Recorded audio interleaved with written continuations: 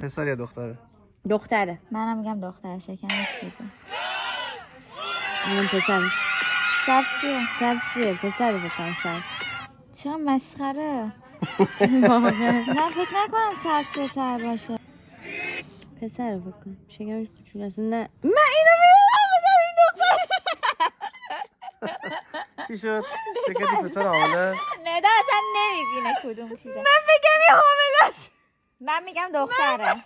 من میگم پسر یا دختره؟ این پسرا شکمش به پسرا میخوره. من میگم پسره. پسره. پسر. پسر یا دختر؟ این پسره. میخوره. پسره.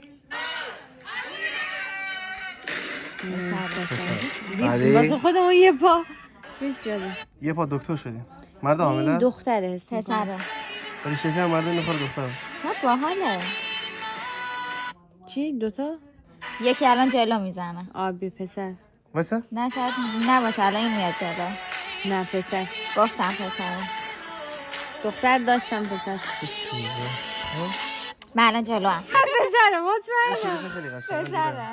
نگاه الان خودشون میکشه. پسر یا دختر؟ پسر. پسره.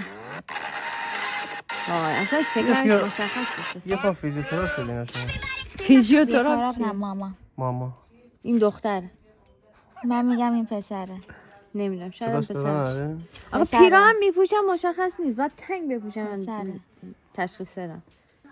پسره.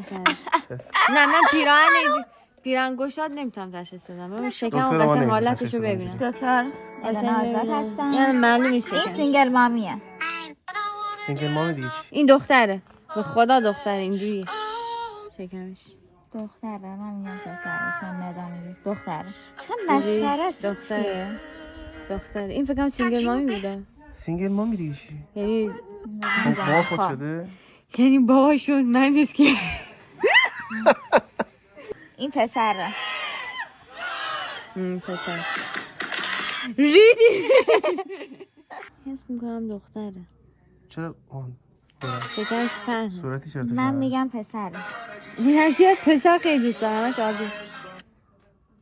خب چیه؟ دختر دیدی بنفش. بنفش چیه؟ بنفش مگه دیگه پسر؟ بنفش کردن دیگه. بنفش یعنی دختر. پسر یعنی بنفش چیه؟ بگم کنم با پسر یا رنگ دختره؟ صورتی مشکل داره. این من میگم دختر. منم میگم دختره.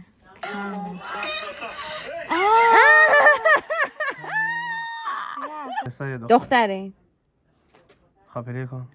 من میگم پسر. خب چون ندا میگه دختره. دوقانو بود. کدوم عامل هست؟ اون دختر. این دختر یا پسر؟ من میگم دختر. منم اینو میگم دختر. دختر. دختر. شکمش چه مدلای مختلف. چند؟ این پسر یا دختره. دختر؟ من میگم دختر. من میگم پسر. من اینو بگم عامل هست. اینه.